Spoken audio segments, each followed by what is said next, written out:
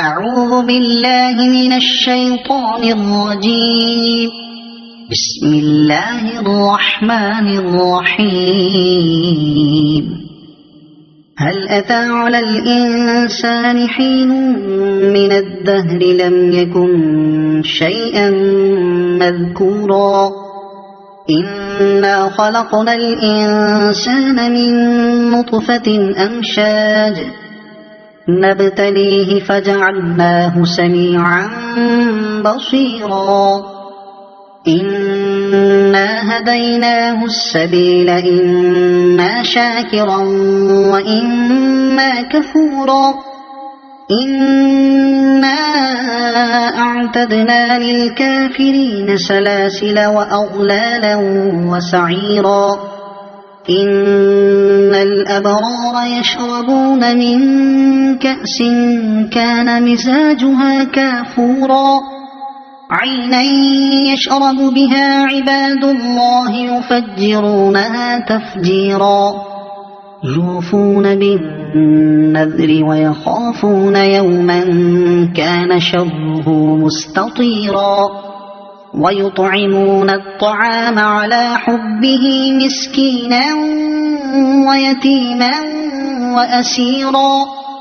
إنما نطعمكم لوجه الله لا نريد منكم جزاء ولا شكورا إنا نخاف من ربنا يوما عبوسا قمطريرا فوقاهم الله شر ذلك اليوم ولقاهم نضرة وسرورا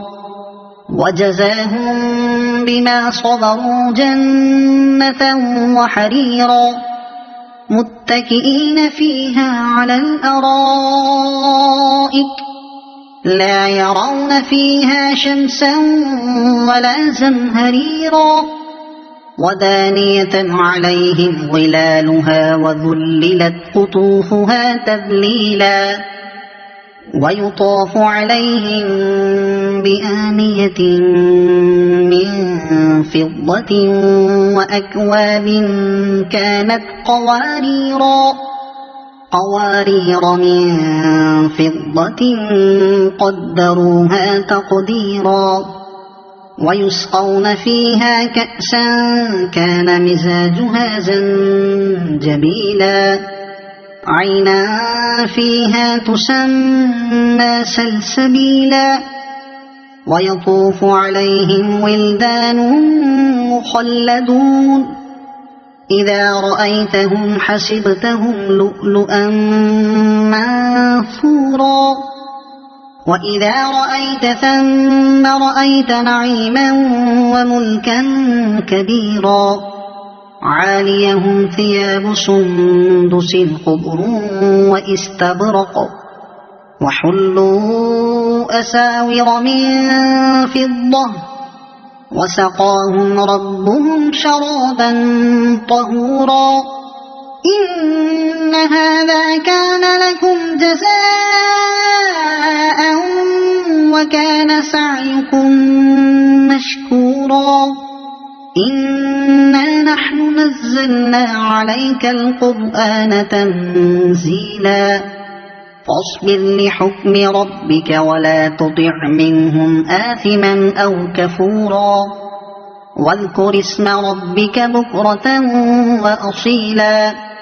ومن الليل فاسجد له وسبحه ليلا طويلا إن هؤلاء يحبون العاجلة ويذرون وراءهم